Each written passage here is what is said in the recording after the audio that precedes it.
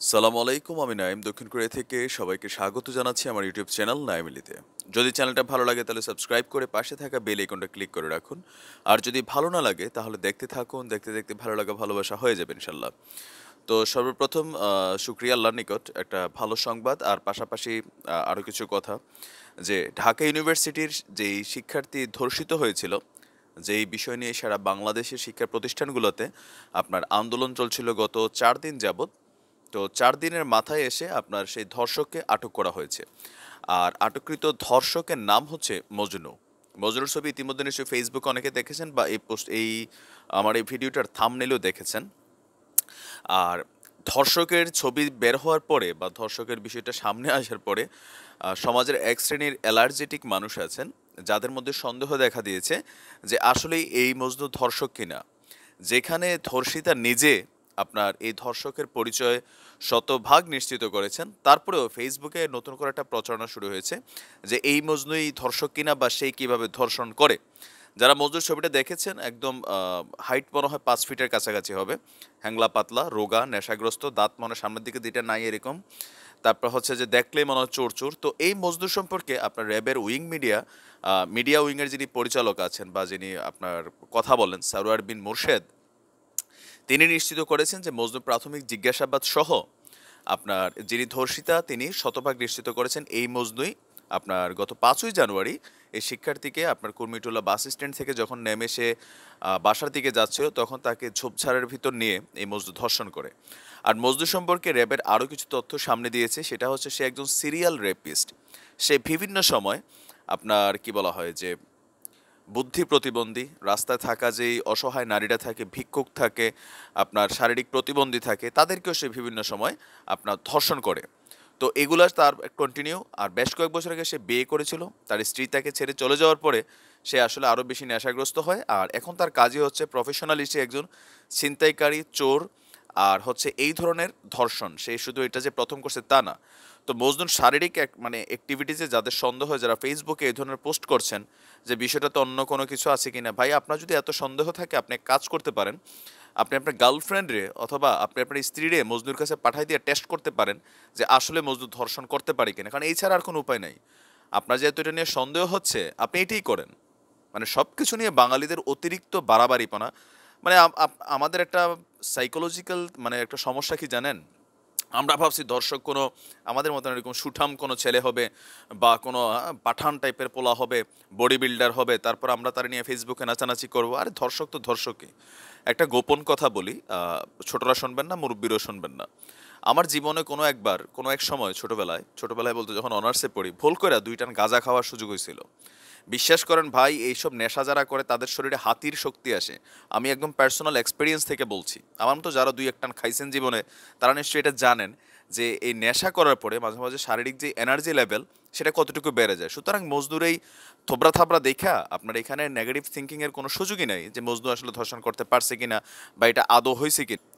তো যাই হোক, মজনুর প্রসঙ্গ বাদ, এবার আসেন যে বিচারের প্রসঙ্গ। আমাদের বাংলাদেশে এই পর্যন্ত ধর্ষণ মামলায় দোষী সাব্যস্ত হয়েছে হাজার হাজার ধর্ষক।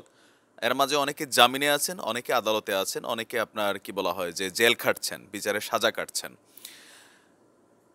কয়েক বছর আগে বাংলাদেশের যুদ্ধ অপরাধীদের বিচারের জন্য গণজাগরণ মঞ্চের একটা জোয়ার উঠছিল। আপনাদের খেয়াল থাকার কথা যে ইমরান এইচ সরকারের নেতৃত্বে, যদিও তিনি স্রোতের গহ্বরে হারাই গেছেন, কালের স্রোতে ভাসিয়ে গেছেন।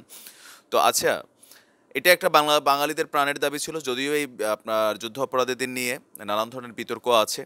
দলীয় যারা আছেন তাদের পক্ষ থেকে বা সাধারণ মানুষের মধ্য থেকেও আপনার এখানে নানান ধরনের দৃষ্টিভঙ্গি আছে, যে কেউ ভাবছেন যে তারা হয়তো অপরাধী ছিল, কেউ ভাবছেন যে ফাঁসানো হয়েছে। যুদ্ধ অপরাধীদের জন্য যদি সারা বাংলাদেশে গণজাগরণ মঞ্চের এতটা জোয়ার ক্রিয়েট করা গিয়েছিল, তাহলে এই ধর্ষক যারা এই মুহূর্তে আপনার বিভিন্ন জায়গায় যারা আবদ্ধ আছেন বা খোলা মুক্ত বাতাসে ঘুরছেন, তাদের ব্যাপারে কেন আরেকটা গণজাগরণের মঞ্চের মতন আন্দোলন বাংলাদেশের ছাত্রছাত্রীরা করতে পারে না? আমার মনে হয় যে এটা একটা সময় এসেছে, এটা একটা সুযোগ এসেছে, আরেকটা গণজাগরণ মঞ্চ তুলতে হবে। আর ওই গণজাগরণ মঞ্চের একটাই দাবি হবে যে এই মুহূর্তে যতগুলা ধর্ষক দোষী সাব্যস্ত হয়ে গেছে, তাদের সকলকে একযোগে রেসকোর্স ময়দানে নিয়ে প্রকাশ্যে ল্যাংটা কইরা এগুলারে কুত্তা দিয়া, মনে করলেন যে এগুলার নুনো খাওয়াই দিতে হবে, একবারে মারা যাবে না। আমি সবসময় বলি যে এদেরকে বীভৎস শাস্তি দিতে হবে।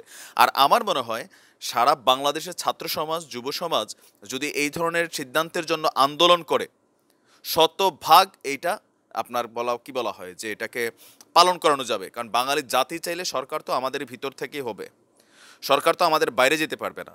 যদি যুদ্ধ অপরাধীদের বিচার এত দ্রুত করানো গিয়েছে, হ্যাঁ, তাহলে ধর্ষকদের বেলায় কেন এই ধরনের আন্দোলন বাংলাদেশে এখনো গড়ে ওঠে না, নাকি এই আইডিয়াটা কারো মাথায় আসে নাই? আমার মনে হয় যে আমার ক্যাপশনটা যেটা ছিল এটা আসলে প্র্যাকটিক্যাল লাইফে হওয়ার জন্য আমার এই ক্যাপশনটা ছিল। আর আমার মনে হয় যদি এই মুহূর্তে সরকার এই ধরনের একটা শাস্তি সারা বিশ্বকে দেখিয়ে দেন, তাহলে মানুষ তো সরকারকে খারাপ বলবে না। আমি শতভাগ শিওর, আমি একজন কন্যা সন্তানের পিতা, আমার ছোট্ট 4 বছরের একটা কন্যা আছে, ইলি বেসিক্যালি আমার মেয়ের নাম। তো আমার মনে হয় যে এরকম যতগুলা কন্যা সন্তানের পিতা আছে, ভাই আছে, স্বামী আছে, তারা সবাই অন্তর থেকে শেখ হাসিনা সরকারের প্রতি অন্তত এই একটা বিষয় নিয়ে দোয়া করে দিবে।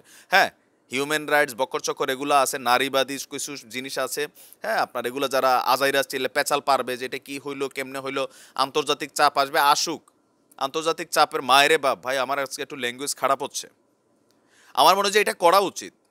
সরকার যদি এই কাজটা করে, তার প্রতি সরকারের প্রতি মানুষের আন্তরিকতা, দোয়া, ভালোবাসা হবে। এবার ঘৃণা তো বহুত কামাইছে, এবার কিছু ভালোবাসা কামানোর সুযোগ কিন্তু এটা। আর সাধারণ জনতা যারা এই বিষয়গুলোকে ফেসবুকে আন্দোলনের মতন গড়ে তোলেন, যে সবগুলারে রেসকোর্স ময়দানে টাঙ্গায় জামিনে যারা আছে বাতিল, যারা আবদ্ধ আছে ও মামলা প্রসেসিং আছে বাতিল, সবগুলারে ধর্ষক বাংলাদেশের যতগুলা কেস এই পর্যন্ত প্রমাণিত হয়ে গেছে স্বাধীনতার পর থেকে, যারা জামিনে মুক্ত আছে, মাপ পেয়ে গেছিল, খালাস পেয়ে গেছিল, সবগুলারে আপনার একসাথে রেসকোর্স ময়দানে আইনা প্রকাশ্যে তাদেরকে এই শাস্তির আওতায় আনতে হবে, যেটার লাইভ ফোকাস করবে মিডিয়া, ফেসবুক, ইউটিউব। আমরা সবাই যারা আছি আমরা লাইভ করব, আমরা শেয়ার করব, আমরা কমেন্ট করব, আমরা করে ভাষাই দিব এই জিনিসটাকে, যাতে সারা বিশ্বের মধ্যে একটা রোল মডেল হয়ে থাকে। কোরআনের আইন আপনি দেখেন যে খুব কঠিন, আপনার কোরআনের আইনটা তো বাস্তবায়ন নির্দেশে আসলে হবে না, কারণ কোরআনের আইন বাস্তবায়ন করার জন্য রাষ্ট্র ব্যবস্থায় আপনার কোরআনিক আইনের চালু লাগে। বাংলাদেশের আইনে ইচ্ছা করলে ধর্ষকের শাস্তি আপনি যদি বলেন কোরআনের আইন ফলো করতে, সেটা হবে না। কোরআনের আইনে আপনার একমাত্র ফলো করা হয় যখন যে দেশের রাষ্ট্র ব্যবস্থা কোরআনের আইনের উপর চলে, ওই দেশে চুরি করলেও হাত কাটতে হবে যে দেশে কোরআনের আইনে আপনি ধর্ষককে কল্লা কাটাইতে নিবেন। এখানে বুঝতে হবে এখানে কিছু ছোট ছোট বিষয় আছে। আপনি শুধু একটা বিষয় কোরআনের আইন চাইবেন, বাকি বিষয়ে আপনি সব হালাল চাইবেন, প্রেম করবেন, ব্লুটুথগিরি করবেন, ওইগুলাতে হবে না। তো যেটা দরকার, আমার মনে হয় যে এই বিষয়টা নিয়ে আপনার আমার সবার কথা বলা দরকার। এই ধরনের ধর্ষক তার চেহারা যেমনই হোক ভাই, এগুলাতে বিভ্রান্তিতে যায় না, ধর্ষক ধর্ষকই। আর মেয়েটাকে একটা আজাইরা মানুষের কথা বলতেছে, তার তো মান সম্মান যা যাবার গেছেই, সে নিশ্চয় অন্য একটা মানুষের ফাঁসাচ্ছে না। আর তারা দেখলে লাগে মজদুরে, দেখলে লাগে চোর বান্দির পোলারে। হ্যাঁ, আমার মনে হয় যে আপনারা অনেক বিষয় ফেসবুকে শেয়ার করেন, কমেন্ট করেন, প্রতিবাদ করেন। এই বিষয়টি নিয়ে প্রতিবাদ করা উচিত যে আরেকটা গণজাগরণ মঞ্চ চাই, যেই গণজাগরণ মঞ্চের প্রধান প্রতিপাদ্য বিষয় হবে বাংলার জমিনে স্বাধীনতার পর থেকে এই পর্যন্ত হিন্দু হোক, মুসলমান হোক, খ্রিস্টান হোক, যতগুলা নারী ধর্ষিত হয়েছে তাদের ধর্ষক হোক আওয়ামী লীগ, হোক বিএনপি, হোক জামাত, যেই দলেরই হোক, প্রত্যেকটারে রেসকোর্স ময়দানে আইনা ল্যাংটা করে ঝুলাই দিয়া, কুত্তা দিয়া তাদেরকে মনে করলেন তাদের যে কি বলা হয় পুরুষাঙ্গ আছে সেটা খাওয়া দিতে হবে। তারপরে তারে বাটে বাটে বাটে বাটে পচাইতে হবে, একবারে মারা যাবে না। ছোট ছোট বাচ্চাদের জন্য কুইজ কুইজ প্রতিযোগিতা থাকবে, হ্যাঁ, যে কঙ্কর আছে না, কাদলা উদলা টাইপের, মাইরা মাইরা রক্তাক্ত, এগুলো লাইভ মিডিয়াতে প্রচারিত হবে। আল্লাহর কসম আমি বলছি, এই ধরনের অ্যাক্টিভিটি যদি সরকার একটা বার চালু করে, তাহলে বাংলাদেশ থেকে 80% ধর্ষণের বিষয়টা চলে যাবে। শতভাগ হবে না, শতভাগ না পারলেও 80% কমে যাবে। শাস্তিটা যখন গুরুতর হয়, কঠিন থেকে কঠিনতর, যে কোনো জায়গায় ধর্ষক যদি প্রমাণিত হয়ে যায় যে সে ধর্ষণ করছে, তখন তার জন্য এই ধরনের কঠিন শাস্তির একটা বিধিনিষেধ নিয়ে আসা দরকার। আর এটা ছাড়া আপনি বাংলাদেশে আমাদের এখন প্রযুক্তির যে ছোঁয়া লাগছে, এই ছোঁয়াতে আপনার এগুলা খুব বেশি সামনে চলে আসছে। খুব বেশি হচ্ছে ছেলেরা মোবাইলে, বা এই যে যারা মোবাইলটা এখন সবাই ইউজ করে, আপনার একদম রাস্তার ফকিন্নি থেকে শুরু করে কুটিপতিরা সবাই, তো এক একজন এক এক বিকৃতগ্রস্ত মানুষ আছে, যাদের মধ্যে হয়তো একটা পর্ন ক্লিপ দেখছে, মোবাইলে একটা নেগেটিভ ভিডিও দেখছে, দেখে তার শরীর গরম হয়েছে, রাস্তাতে একটা মেয়ে যাচ্ছে, হইতে পারে এই মেয়েটা আপনার আমার যে কোনো কারো। এখন এই ধরনের মানুষগুলোকে আপনি আইন দিয়ে শনাক্ত করতে পারবেন না সহজে, কে যে কোন ধান্দায় হাঁটে। মানে কে যে কোন ধান্দায় এটা আপনি দেখে কেমনে বুঝবেন? সুতরাং দরকার হচ্ছে যখন অপরাধ প্রমাণিত হয়ে গেল তার শাস্তি, আর এটার জন্য দ্রুত বিচার ট্রাইব্যুনালের দরকার নাই। প্রমাণ হয়েছে বাংলাদেশের যে কোনো জায়গা থেকে তার হেলিকপ্টার যুগে আলগে দিয়ে না রেসকোর্স ময়দানে তারে ওইভাবে ঝুলাই দাও, ওইভাবে ঠিক সেম অপরাধের জন্য মানে সেম শাস্তিটাই কন্টিনিউ হতে থাকবে, আর মিডিয়া সেটা প্রচার করবে। আমার মনে হয় এই বিষয়গুলা সরকারের সামনে আমাদের আনা উচিত। যদি মনে হয় আপনার, তাহলে আমাদের এই ভিডিওটা শেয়ার করুন অথবা আপনি আপনার জায়গা থেকে প্রতিবাদ করেন। তো আমরা আশা করি যে মজদুর জন্য কঠিন থেকে কঠিনতর দৃষ্টান্তমূলক শাস্তি বাংলার জমিনে হবে, সে আশা ও প্রত্যাশা ব্যক্ত রেখে আজকের মতো বিদায় নিচ্ছি। আসসালামু আলাইকুম রহমতুল্লাহ।